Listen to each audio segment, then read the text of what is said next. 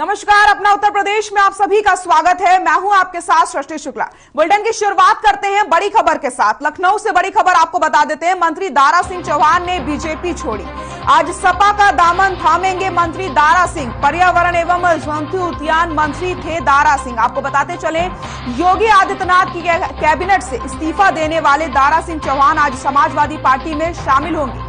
योगी सरकार में वन और पर्यावरण मंत्री रहे चौहान ने 12 जनवरी को बीजेपी से इस्तीफा दिया था। उन्होंने सरकार पर दलितों, पिछड़ों और किसानों के हितों की अनदेखी करने का आरोप लगाया था। योगी सरकार से इस्तीफे देने वाले कैबिनेट मंत्री स्वामी प्रसाद मौर्य और धर्म सिंह सैनी के साथ साथ कई विधायक शुक्रवार को समाजवादी पार्टी में शामिल हुए थे। लेकिन आज आपको बताते चलें, सपा का दामन थामने वाले हैं मंत्री दारा सिंह। लखनऊ से बड़ी खबर आपको हम बता रहे हैं, जहां पर योगी आदित्यनाथ की कैबिनेट से इस्तीफा देने वाले दारा सिंह चौहान आज समाजवादी पार्टी में शामिल होने वाले हैं। योगी सरकार में वन और पर्यावरण मंत्री रहे दारा सिंह चौहान ने 12 जनवरी को बीजेपी से इस्तीफा दिया था। उन्होंने सरकार पर कई तरीके के आरोप भी लगाए थे। दलितों, पिछड़ों और किसानों के हितों की अनदेखी करती है सरकार, ऐसा आरोप लगाया था। आपको बताते चले, योगी सरकार से इस्तीफा देने वाले कैबिनेट मंत्री स्वामी प्रसाद मौर्य और धर्म सिंह सैनी के साथ साथ कई विधायक शुक्रवार को समाजवादी पार्टी में शामिल हो चुके हैं। लेकिन आज आपको बताते चले, सपा का दामन थामने वाले हैं मंत्री दारा सिंह। मंत्री दारा सिंह चौहान ने बीजेपी को छोड़ा था। 12 जनवरी को उन्होंने इस्तीफा दिया था और आज सपा का दामन थामने वाले हैं वो। लखनऊ से बड़ी खबर आपको हम बता रहे हैं। योगी सरकार में वन और पर्यावरण मंत्री रहे चौहान ने 12 जनवरी को बीजेपी से इस्तीफा दिया था। उन्होंने सरकार पर गंभीर आरोप लगाए थे। उन्होंने कहा था कि दलितों, पिछड़ों और किसानों के हितों की अनदेखी करने का आरोप सरकार पर लगाया था। आपको बताते चले, योगी आदित्यनाथ की कैबिनेट से इस्तीफा देने वाले दारा सिंह चौहान आज समाजवादी पार्टी में शामिल होने वाले हैं। लखनऊ से बड़ी खबर आपको हम बता रहे हैं, जहां पर योगी सरकार में वन और पर्यावरण मंत्री रहे दारा सिंह चौहान ने 12 जनवरी को बीजेपी छोड़ दी थी और आज वो सपा का दामन थामने वाले हैं। आज सपा का दामन थामेंगे मंत्री दारा सिंह। उन्होंने सरकार पर दलितों, पिछड़ों और किसानों के हितों की अनदेखी करने का आरोप भी लगाया था। 12 जनवरी को उन्होंने बीजेपी को छोड़ा और उसके साथ ही उन्होंने सरकार को घेरा। सरकार को आड़े हाथ लेते हुए उन्होंने कई तरीके के आरोप सरकार पर लगाए। उन्होंने कहा कि सरकार दलितों, पिछड़ों और किसानों के हितों की अनदेखी करती है, जिसके मद्देनजर वो बीजेपी को छोड़ रहे हैं। लेकिन आज आपको बताते चले, वो सपा का दामन थामने वाले हैं।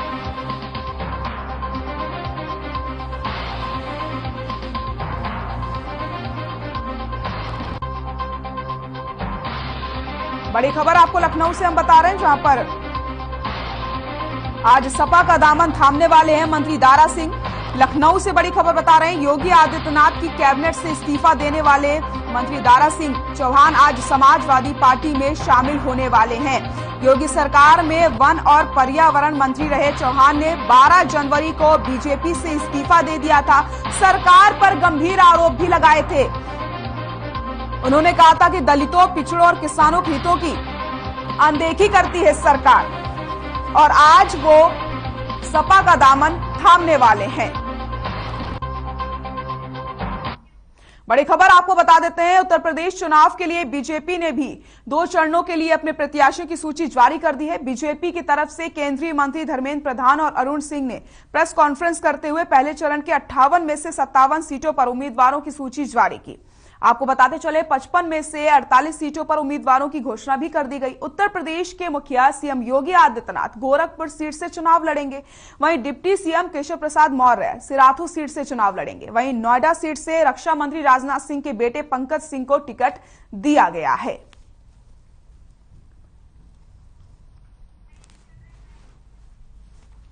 आपको ग्राफिक्स के माध्यम से बता देते हैं, बीजेपी ने पहली लिस्ट जारी कर दी है। तो वहीं आपको बताते चले, अतरौली से संदीप सिंह को फिर से टिकट दिया गया है।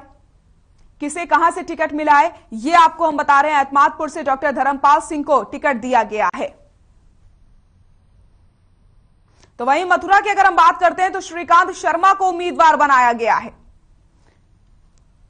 फतेहाबाद से छोटेलाल वर्मा को टिकट दिया गया है। बीजेपी उम्मीदवारों की पहली लिस्ट जारी करते हुए आपको हम बता रहे हैं किसे कहां से टिकट दिया गया है। जेवर से धीरेन्द्र सिंह को टिकट मिला है। आगरा कैंट से मंत्री जीएस धर्मेश को टिकट दिया गया है। तो वहीं देवबंद से ब्रजेश सिंह रावत को मिला है टिकट। सहारनपुर से जगपाल सिंह होंगे उम्मीदवार। मुरादाबाद नगर से रितेश गुप्ता को टिकट दिया गया। बागपत से योगेश धामा को उम्मीदवार बनाया गया है। चांदपुर से कमलेश सैनी को टिकट दिया गया। तो वहीं नगीना से डॉक्टर यशवंत को टिकट दिया गया है। सिकंदराबाद से लक्ष्मीराज सिंह को मिला है टिकट। पहले फेज में से 58 में से 57 सीटों के उम्मीदवारों का ऐलान कर दिया गया है। तो वहीं दूसरे फेज में 55 में से 48 सीटों के उम्मीदवारों का ऐलान कर दिया गया है। सीएम योगी आदित्यनाथ गोरखपुर से चुनाव लड़ने वाले हैं। तो केशव प्रसाद मौर्य सिराथू से चुनाव लड़ेंगे। नोएडा से पंकज सिंह को टिकट दिया गया है। गाजियाबाद से अतुल गर्ग चुनाव लड़ने वाले हैं। लोनी से नंदकिशोर गुर्जर उम्मीदवार होंगे।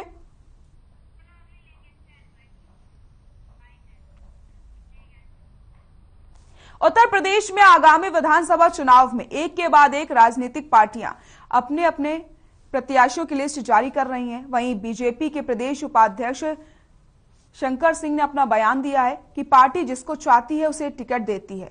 परिवार से कई लोगों को पार्टी टिकट नहीं दे सकती है। साथ ही साथ उन्होंने कहा कि दारा सिंह ने पार्टी इसलिए छोड़ी क्योंकि वो अपनी बदलना चाहते थे। दूसरी ओर उन्होंने चुनाव पर कहा कि अगर मैं लड़ूंगा तो स्वाति सिंह नहीं लड़ेंगी, अगर वो लड़ेंगी तो मैं नहीं लड़ूंगा। इस पर पार्टी निर्णय लेगी, हम दोनों में से किसे आखिरकार लड़ाना है।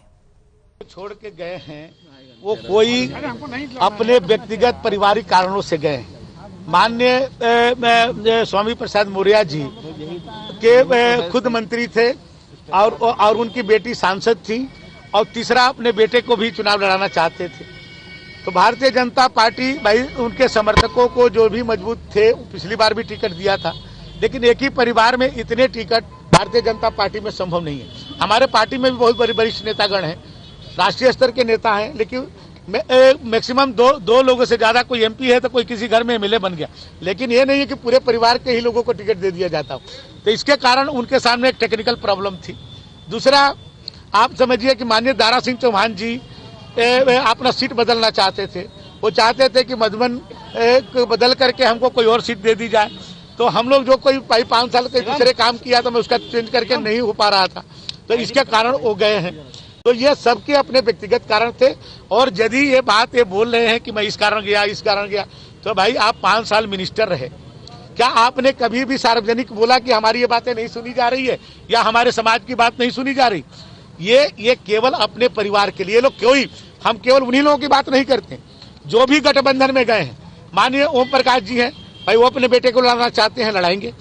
आपके केशव मौर्य जी हैं, वो अपने बेटे को पत्नी को लड़ाएंगे। उसी तरह से आप ले गए हम स्वामी प्रसाद जी, ये अपने बेटे को लड़ाएंगे चुनाव। आप देख लीजिएगा, ये सब जो है दारा सिंह जी अपना सीट बदलेंगे, अपना जहां पर लड़े थे वहां नहीं लड़ेंगे।